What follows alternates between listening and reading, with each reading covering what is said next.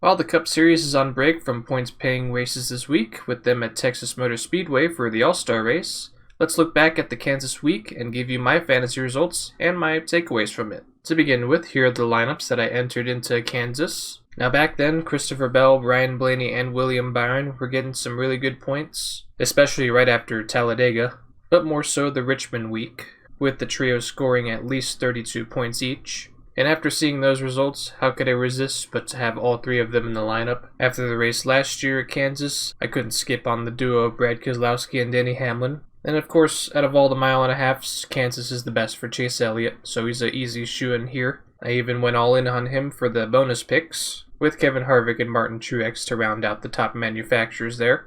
This became the first race after I ran out of Chase Elliott plays for Waste Elliott. And so life without picking Elliott begins here. I decided to include all of his teammates for this race, in a very similar lineup to Jackuwarz one. Only change was Kyle Larson instead of Christopher Bell, and Alex Bowman instead of Chase Elliott. But besides that, the bonus picks are pretty similar, just different top Ford and top Toyota picks. I felt that outside of Charlotte Motor Speedway, I thought Kansas would have been a good mile-and-a-half track for Ricky Stenhouse Jr., and so I included the play with him there. In terms of who I thought would win the race from Toyota, I thought it would have been Martin Truex Jr.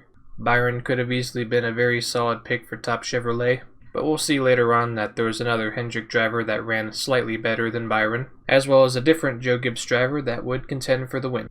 No Chevy came into this week with a lot of solid options, that from the likes of Keselowski, Harvick, Hamlin, Busch, and even Matt DiBenedetto, which that's the base for my lineup.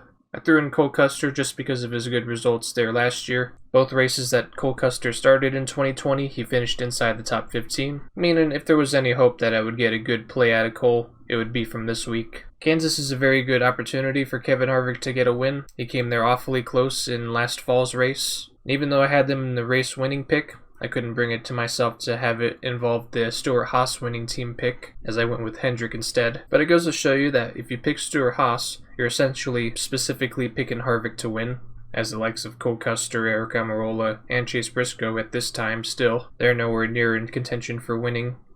And then for Jackuwarz World Network, rather than Christopher Bell and Jackuwarz 1, I threw in Kyle Larson, strictly due to his prowesses at 550 mile-and-a-half tracks this year. He ran so good at Las Vegas and Atlanta that he was going to be a tough driver to leave out. And then for the bonus picks, I gave this roster Denny Hamlin for race winning pick, top Toyota, as well as the winning manufacturer and winning team. I tried to throw in a curveball with Alex Bowman at top Chevrolet, with him starting 25th this race. I thought he wouldn't get any stage points, but he would be there at the very end to possibly collect the top Chevrolet honors, on top of all of his Chevrolet teammates with far better starting positions, more speed, and a whole lot more momentum. I think you know where I'm going with this. But onwards with the race recap.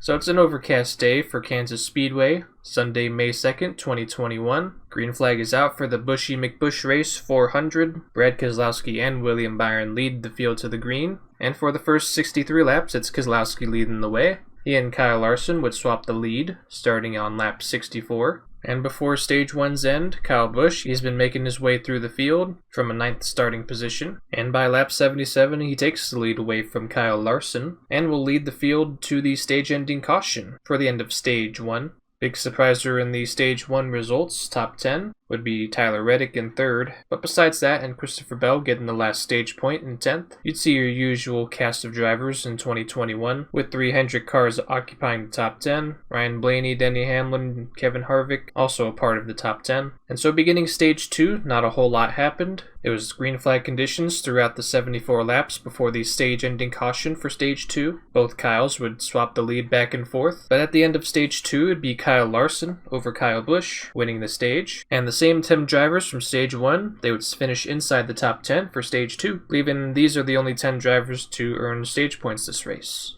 And here are the drivers that I end up garaging after stage 2 for each lineup. Now stage 3, this is where the race gets far more interesting.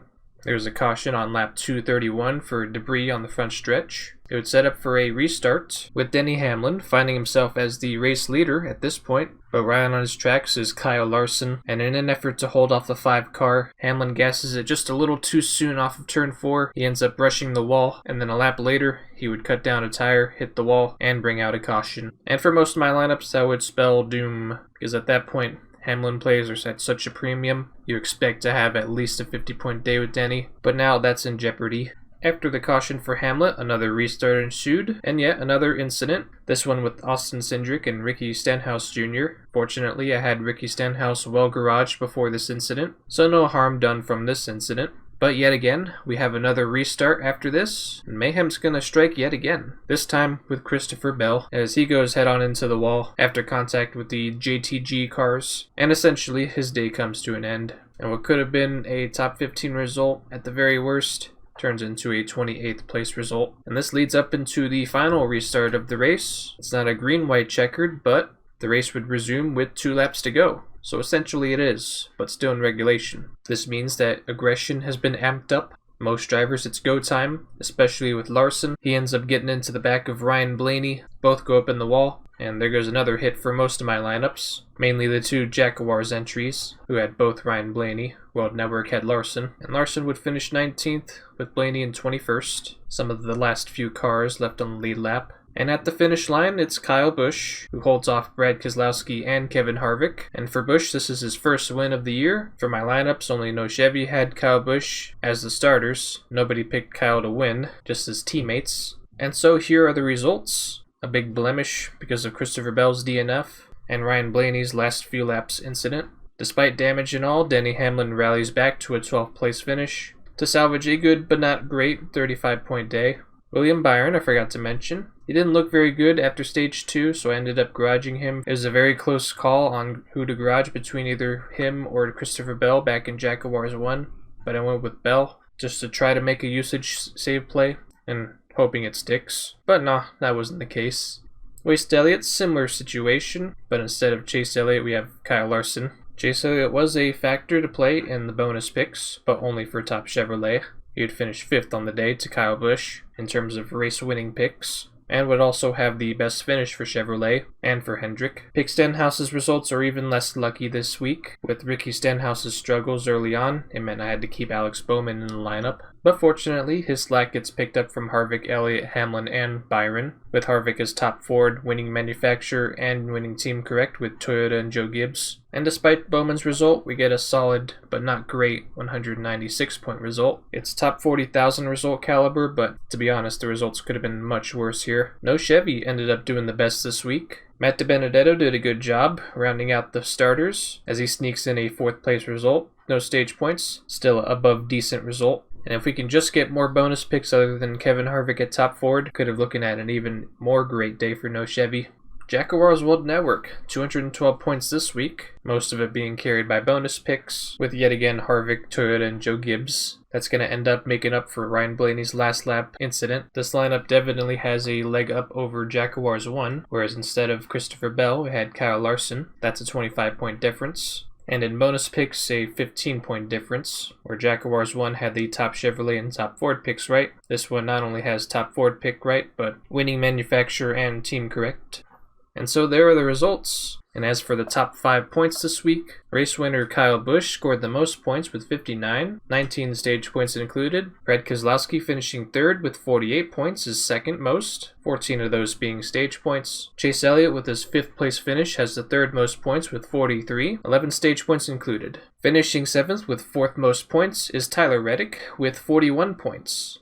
11 being stage points. And to round out the top 5 with most points, Kevin Harvick with his runner-up finish and 5 stage points. So there you have it, that's the week of Kansas. It's the first week that I missed due to going on break and preparing for having friends come to town. I hope you guys enjoy later this weekend. The All-Star Week starts with the All-Star Open on Sunday at 3 p.m. Pacific Standard Time. Parts of the drivers from that race will carry on into the main event at the All-Star Race. As for the next points-paying race that includes fantasy, it'll be at Nashville on June the 20th, so still got a little bit of ways to go. Hope you guys have a great day. I'll catch you next time.